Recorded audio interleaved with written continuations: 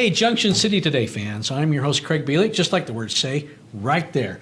And I am joined today by Dr. Amber MACKEY, a psychiatrist associated with Ogden Regional Medical Center. Thank you for coming. You're welcome. Thanks Man, for we got a having lot me. to talk about today. Yeah. We really do. Ogden Regional, of course, has just recently begun some behavioral health treatment services. We've always had an alcohol and chemical treatment area, and we still do. We've expanded those services, but now we have behavioral health. Correct. And yeah. I'll bet there's a lot of people sitting on the couch right now out there going, what is behavioral health? I don't understand. What is that? You're a psychiatrist, right? Mhm, correct. Yeah. Right. So behavioral health is an acute psychiatric inpatient unit. So it's a place for people to go when they're in an acute crisis that's safe in a hospital and allows them to get some treatment until they feel basically safe to go home.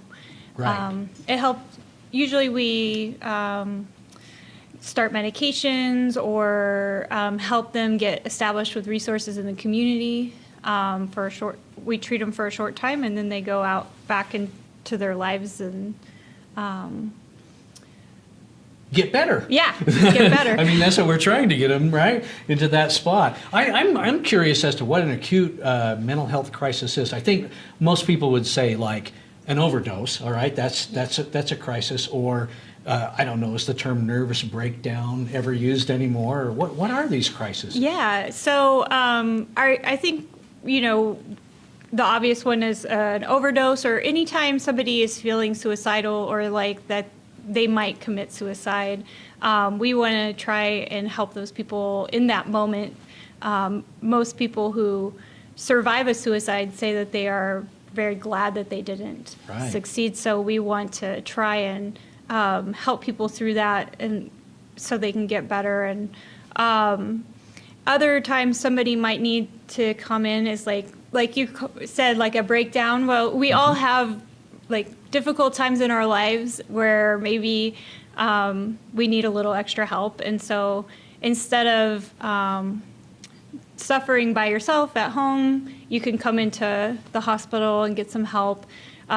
Also, if people have a psychiatric illness, like that their medications aren't working right, or they haven't gotten on medications yet, but they kind of know that they need something, we can help get them started on that. So Right. I have a good friend. She has a son, young man, diagnosed with schizophrenia, and he takes a medication and does pretty well.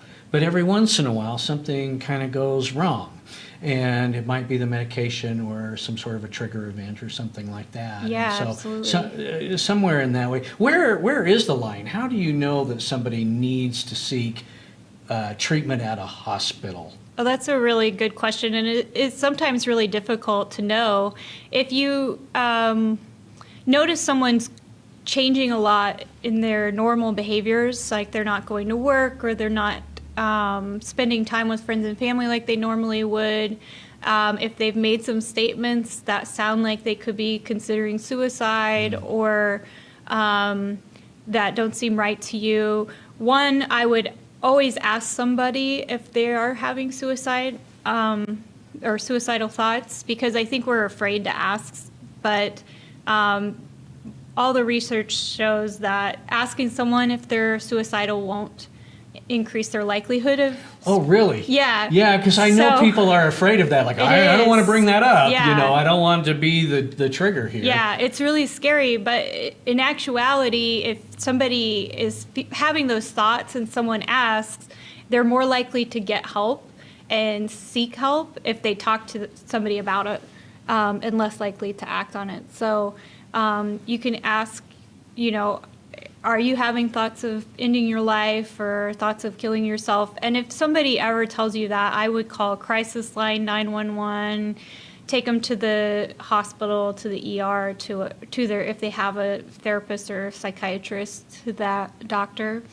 Because like I said earlier, we really want to help people get through that crisis. Sure. So. And are most people, are they, I mean, this is probably a dumb question, or maybe one you can't even quantify, but what is like the success rate? I mean, are most people just in a moment, and once you get them over that hump, they're going to be okay, at least, for a little while? Or how does that, I guess that's really probably a dumb question. It's all over the map, I'm sure. No, I think it's a good question.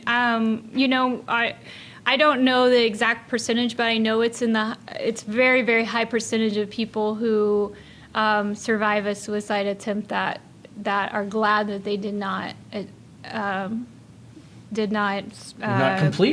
that. Right, yeah, right. and did not go through. exactly. And maybe at first they might not feel that way, but especially once their underlying depression gets treated. And there's a lot of things you can do for your mental health to treat depression, anxiety. Besides just medications, there's therapy. There's also lifestyle changes. And so we like to address all of those things that make a person better.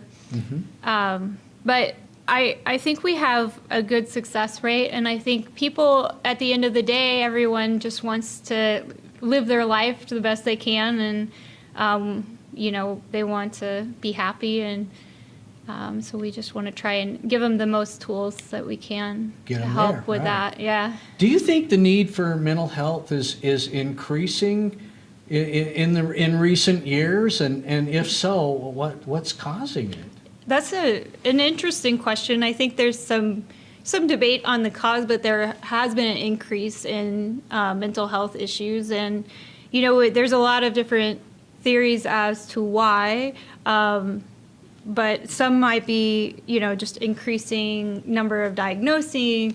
But I think we do see in our culture today, especially with social media and some of the changes with technology, increasing disconnection between people, people really disconnecting from the things that are important to them. And when people disconnect or isolate themselves from those things that are important to them, that's when we see a lot of depression. Wow.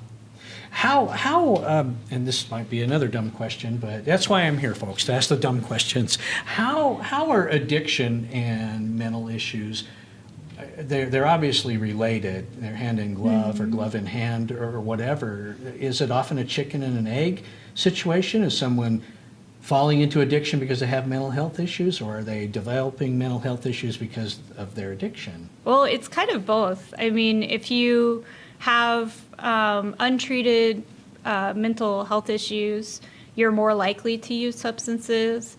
And if you have a predisposition to certain mental health issues, if you use substances, it can trigger it. So it really depends on the person. But they're at the end of the day, they're intertwined. And that's why it's nice that we have both a chemical drug and alcohol center, and we have the behavioral health unit, because we can address both of those issues, the psychiatric illness and the substance use. And you work with both patients, right? I mean, We from do, both sides. yeah, we do we do to an extent. We both cross over and help each other. Right. So. Well, and that brings up another question. Here's the website, by the way, if you're looking for more information. And again, my guest today is Dr. Amber MACKEY, and she's a psychiatrist associated with Ogden Regional Medical Center, New Behavioral Health Science, just in case you just tuned in, or you've been in a cave or something, or you haven't been listening to me, those kind of things. I'm curious as to where's the line on addiction? Is it a number? Is it behaviors? I mean, is 30 beers a week too many beers, or are 5 beers a week too many beers, or when does a person need help? So I think there are criteria that we have in our DSM that we can say these are the criteria for addiction. But I think at the end of the day, it's really about how is it affecting your life and your functioning.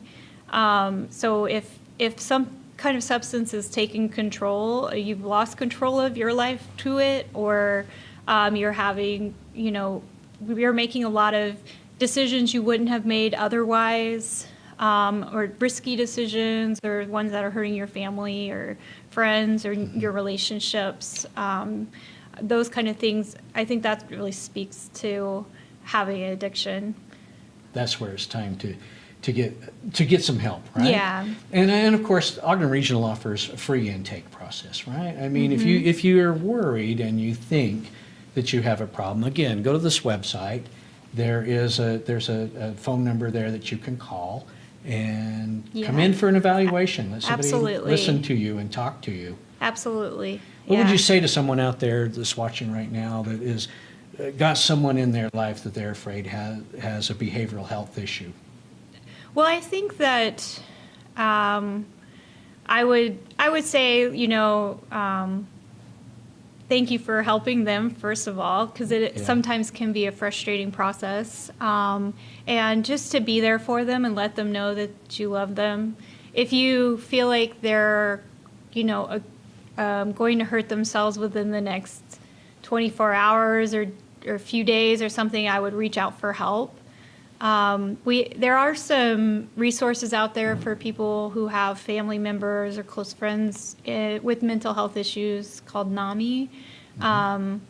And there are support groups and things like that too. And that's capital NOMI, isn't it? NAMI, the National Alliance for Mental Illness. There you go. So, there you go. yeah. Yeah, if you've got somebody in your life that you think is suffering from these issues, threatening to harm themselves or others, those sorts of things, don't put it off. Try and get them some help Absolutely. And do it right away. There are resources in the community. Yeah. Right. You like this year transplant to this area, right? That's true. And where'd That's you come true. from? We came from Reno, Nevada. Really? Yeah. Yeah. And what do you Yeah. think about Ogden? Oh, we love it. Love Yeah. the mountains. Yeah? And there's a lot more snow than in Reno. So, although they got a lot Much of more snow in snow. Tahoe, but yeah, but most years. in town, yeah. Most There's- years on that. Yeah. Yeah. Yeah. But yeah, we're loving the area. The people are wonderful. And at Ogden Regional, I feel like we're kind of a family. Good.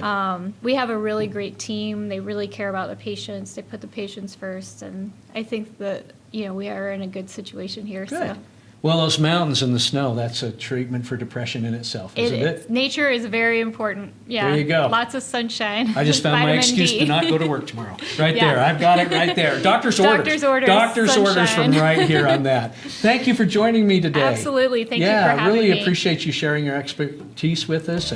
And again, folks out there, get some help. Don't stick with it. And thank you for watching Junction City today.